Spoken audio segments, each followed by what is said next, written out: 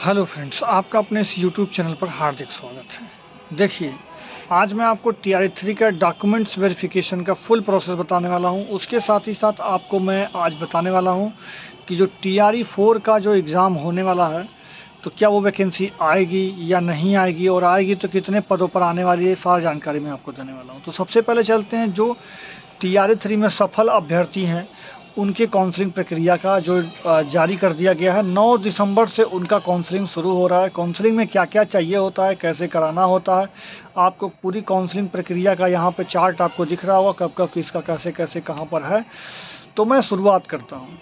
देखिए, काउंसलिंग जो है इस बार शुरू जो होगा वो हेड मास्टर जो अपॉइंट किए गए थे उनका भी होगा, और जो टीचर्स हैं उनका भी होगा, और TRE 3 से नियुक्त 1 to 5, 6 to 8, 9, 10, 11, 12 जो कि अभी रिजल्ट नहीं आया है 9, 10, 11, 12 का, वो भी रिजल्ट आज 5 तारीख तक 9, 10 का, और 11, 12 का 9, 10 तारीख तक वो भी आ जाएगा। तो इसका भी काउंसलिंग आपका इसी में हो जाएगा। 9 दिसंबर से जो आपकी काउंसलिंग शुरू है उसी में आपका काउंसलिंग दिया जाएगा। डेट वाइज आपको चार्ट दिख रहा होगा। तो अब आप इसको समझेंगे कि काउंसलिंग होता कैसे है। देखिए, सबसे पहले आपको BPSC जो है एक ज़िला अलॉट कर देगी कि आपको जो है इस ज़िला का टीचर नियुक्त किया जाता है। तो वो ज़िला अभी अलॉट नहीं किया गया है, तो वो ज़िला भी आपको अलॉट कर दिया जाएगा। तो उस ज़िला में, जिस ज़िला में आपको अलॉट किया जाएगा, तो वही आपका जो है ज़िला होगा, और उसी ज़िला के अंदर आपको नौकरी मिलेगी। पहली बार जो ज्वाइनिंग होगी वो आपको उसी ज़िला में आपको करना होगा। तो उस ज़िला में आपको अपना सारा प्रमाण पत्र लेकर के जाना होगा। प्रमाण पत्र में क्या क्या लेकर के जाना होगा, उक्त तिथि पर वहाँ तिथि बताया जाएगा, किस तिथि से किस तिथि के बीच में, उस टेबल में आपने देखा भी होगा। तो उस तिथि के बीच में आपको उस ज़िला में जाना होगा। उसके साथ ही आपको क्या क्या ले जाना होगा, सबसे पहली बात, आपको अपना मोबाइल नंबर लेके जाना होगा। वो मोबाइल नंबर जो आधार कार्ड में लिंक है, और वो मोबाइल नंबर जिससे आपने फॉर्म भी भरा था। अगर दोनों अलग अलग है तो दोनों मोबाइल आपको ले जाना होगा, एक फॉर्म वाला भी और एक आधार कार्ड लिंक वाला भी। ये दोनों मोबाइल नंबर आप अपने पास रखेंगे, क्योंकि वो OTP आता है, OTP से वेरीफाई करते हैं पहले नंबर। तो आधार कार्ड वाला जो मोबाइल नंबर है वो भी ले जाएंगे, और फॉर्म जिससे भरा था तो वो भी ले जाएंगे। ये दोनों आपको पास जो है, सबसे पहले तो ये दोनों आपके पास मोबाइल नंबर होने चाहिए। दूसरा चीज़, आपका आधार कार्ड, पैन कार्ड आपके पास होना चाहिए। उसके साथ ही साथ जो है आपका ये दोनों चीज़ ज़रूर होना चाहिए। इसी दोनों के आधार पर आपका बायोमेट्रिक भी कराया जाएगा। जैसे आप जब एग्ज़ाम देने गए रहेंगे तो उस समय आपका एक बार थंब लिया गया था, उसी थंब से आपका फिर से बायोमेट्रिक कराया जाएगा कि आप वही स्टूडेंट हैं जो कि पेपर दिए थे, वही स्टूडेंट आप DV कराने के लिए भी आए हुए हैं, और वही स्टूडेंट नौकरी भी कर रहे हैं, करेंगे आगे चल कर के। तो इसलिए उसका बायोमेट्रिक भी होता है, OTP वेरिफिकेशन भी होता है। तो ये चीज़ आपको पहली बात जान लेनी है और इसको रखना है। दूसरा चीज़, सारा शैक्षणिक प्रमाण पत्र आपको ले, जैसे हाई स्कूल किया है तो उसका भी आपको डॉक्यूमेंट्स चाहिए होगा, मतलब उसका मार्कशीट आता है, वो मार्कशीट चाहिए होगा, उसका प्रमाण पत्र भी होता है तो वो भी चाहिए होगा। और इंटर का है तो इंटर का भी, हाई स्कूल का भी सर्टिफिकेट और मार्कशीट दोनों चाहिए होगा। उसी तरह से आप ग्रेजुएशन कर रहे होंगे तो उसका भी सर्टिफिकेट और मार्कशीट दोनों चाहिए। अगर certificate by the way graduation का नहीं मिला है आपको अभी, तो उसका प्रोविजनल बनवा लीजिएगा, तो आपका काम चल जाएगा। वैसे अगर आपने B.Ed कर रखा है या DL.Ed कर रखा है तो उसका भी आपको मार्कशीट और सर्टिफिकेट चाहिए होगा। सर्टिफिकेट नहीं मिला है तो आप उसका भी क्या कर सकते हैं, प्रोविजनल बनवा सकते हैं, कोई दिक्कत वाली बात नहीं है। अगर आपने CTET के थ्रू आ रहे हैं तो CTET का आप पूरा अपना जो है उसको बनवा लीजिएगा। जो ये बनता है आपका डिजी लॉकर, उस पर आप रख लीजिएगा, और दूसरे उसका हार्ड कॉपी भी निकलवा लीजिएगा, और जो मार्कशीट डाउनलोड होता है वो डाउनलोड करके भी रख लीजिएगा। उसके साथ ही अगर आप एस्टेट के हैं तो एस्टेट का वेब कॉपी आपके पास तो कम से कम होगा ही, तो वो रख लीजिएगा। अगर ओरिजिनल मिला होगा तो वो भी रख लीजिएगा। तो ये सारा चीज़ आपको रखना होगा। तो ये सारे डॉक्यूमेंट्स को एक सीरियल जो कि इसमें आपको दिया गया है कि इस सीरियल में हमको चाहिए, वो आपको मिल जाएगा। तो वो सारी चीज़ चाहिए होगा। उसके साथ और क्या क्या चाहिए, उसके साथ आपको चाहिए जो आपने BPSC का फॉर्म भरा होगा, तो उस समय आपको 2-3 पेज का प्रिंट आउट मिला होगा। नहीं मिला होगा तो वो आपको लॉगिन से वो मिल जाता है, उसको कोई दिक्कत वाली बात नहीं, तो वो आपको निकालना होगा।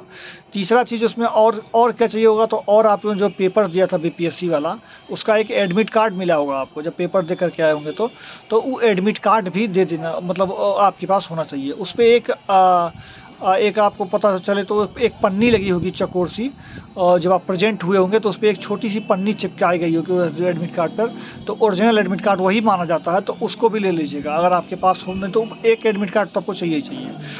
उसके साथ ही आपको वाटर मार्क वाला कॉपी भी चाहिए। जैसे कि BPSC जो है, अभी आपका साइट कुछ दिन में खुल जाएगा, तो उसके बाद वहाँ से आपको बीपीएससी के थ्रू से वाटर मार्क वाला जो है आपका आधार कार्ड निकलेगा, हाई स्कूल का मार्कशीट निकलेगा, इंटर का निकलेगा, ग्रेजुएशन का निकलेगा, बीएड का निकलेगा, सीटेट का निकलेगा या स्टेट, ये सब आपको ये सब जो भी सर्टिफिकेट आपने अपलोड किया था फॉर्म भरते समय, वो सारा सर्टिफिकेट आपको वाटर मार्क के थ्रू बीपीएससी डाउनलोड करने का ऑप्शन देती है और उसको डाउनलोड करके वो भी लाना होता है साथ में।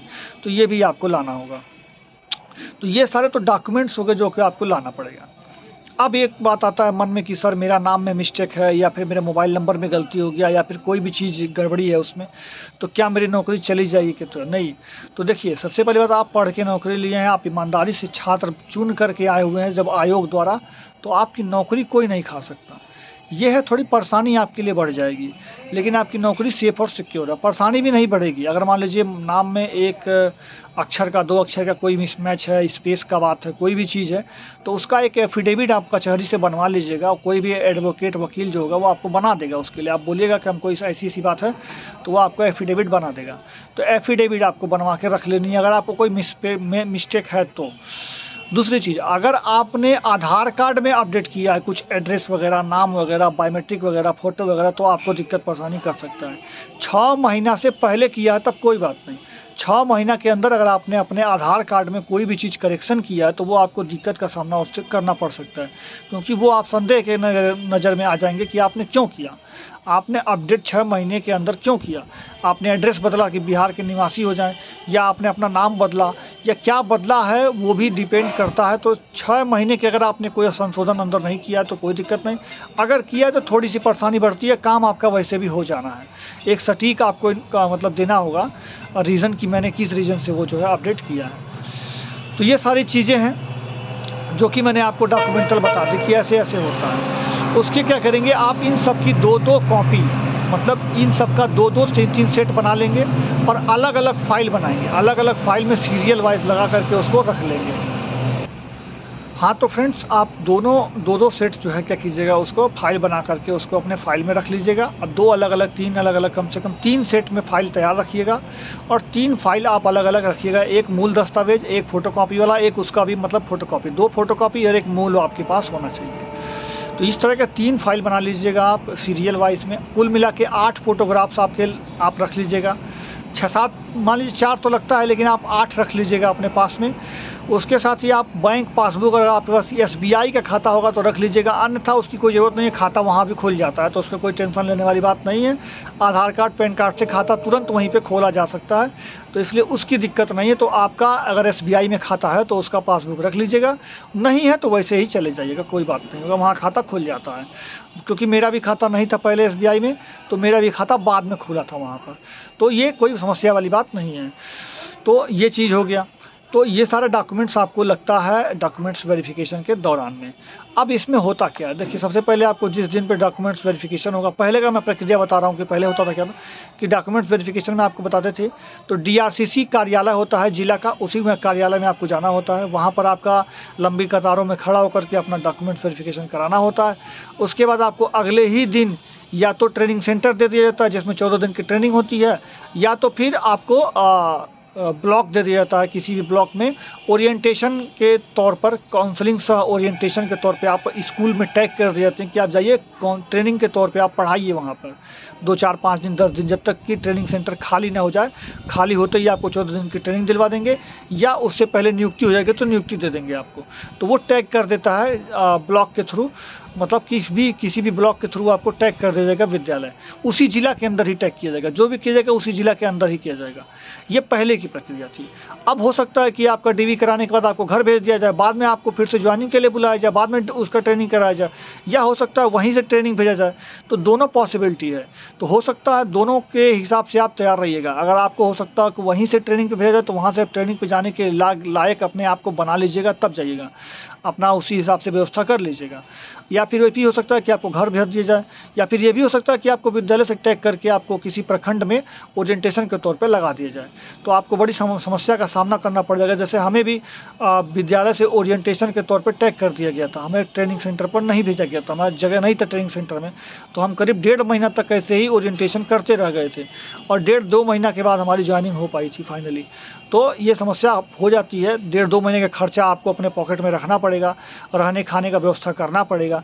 तो ये सारी चीज़ें हो जाती हैं। तो कभी कभार अभी का प्रोसेस क्या होगा ये मैं कंफर्म नहीं बता सकता हूँ, लेकिन पहले का प्रोसेस यही था कि आपको जब डीवी कराने जाएंगे उसके बाद से आपको घर नहीं आना होता था, वहीं से आपको या तो ट्रेनिंग सेंटर पर या तो ब्लॉक के थ्रू ओरिएंटेशन में आपको जाना पड़ता था।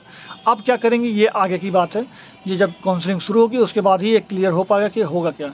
हो सकता है इसमें घर भेज दिया जाए, बाद में बुलाया जाए, हो सकता है कि वैसे ही किया जाए जैसे पहले किया गया था। तो मोस्ट प्रोबेबली आप दोनों तरह से तैयार रहिएगा, अपने आप को मेंटली प्रिपेयर करिएगा। अब बात करते हैं फ्रेंड्स, TRE 4 में आपका वैकेंसी आएगा कि नहीं आएगा। देखिए फ्रेंड्स, ये तो 100% है कि TRE 4 आएगा, इसमें कोई दो राय नहीं कि TRE 4 नहीं आएगा। TRE 4 तो आएगा ही आएगा। वैकेंसी भी लगभग 1 लाख समथिंग प्लस ही रहेगा, 1 लाख से ज़्यादा ही वैकेंसी रहेगी, जो कि आपकी न्यूज़पेपर में कटिंग में हर जगह आप देख चुके हैं उसको कि 1 लाख प्लस वैकेंसी आएगा TRE 4 में। तो ये झूठ नहीं है, ये सच है, आएगा। लेकिन ये अंतिम वैकेंसी होगी TRE 4, उसके बाद कोई वैकेंसी नहीं आने वाली है। उसके बाद आएगी भी तो वही 1500, 2000, 3000, 4000, बस उतना ही, उससे ज़्यादा नहीं रहेगा। लेकिन फाइनली TRE 4 अंतिम वैकेंसी होगी, जो कि बड़ी वैकेंसी होगी। तो आप इसकी तैयारी में लग जाइए, जिसका नहीं हुआ है वो उसका तैयारी में लग जाइए, और आशा करते हैं कि आप उस तैयारी को करते हुए सफल हो जाएंगे और अपना भी आप एक बार नौकरी ले लेंगे। तो ये सारी चीज़ें थी। बाकी कुछ स्टूडेंट से मांग रहते हैं कि 1 रिजल्ट 1 कैंडिडेट वाला रिजल्ट दीजिए, और भी बहुत सारा मांग है कि डोमिसाइल लागू कीजिए, बहुत सारी चीज़ें हैं, बहुत सारे कंडीशंस हैं।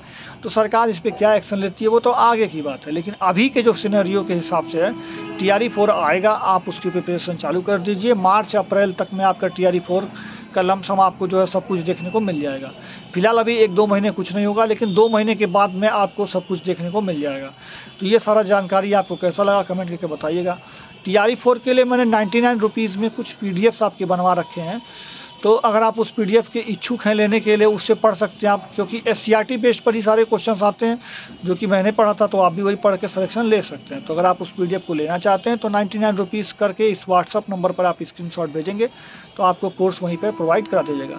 या फिर और कोई भी जानकारी लेना हो तो व्हाट्सअप पर संपर्क कर सकते हैं, और वीडियो के नीचे कमेंट भी कर करके हमसे कोई भी जवाब ले सकते हैं। उम्मीद करते हैं ये पूरी जानकारी जो मैंने आपको दी है उस सब कुछ उसमें क्लियर हो गया होगा। फिर भी अगर लगता है कि कहीं कुछ छूट गया, कुछ बच गया, तो आप हमसे कमेंट करके पूछ लीजिएगा, या फिर हमें व्हाट्सअप भी कर सकते हैं, जो कि हम आपको नंबर नीचे दे दिए हैं। तो चलिए हम मिलते हैं अगले वीडियो में, तब तक अपना ख्याल रखिएगा। जय हिंद, जय भारत, धन्यवाद।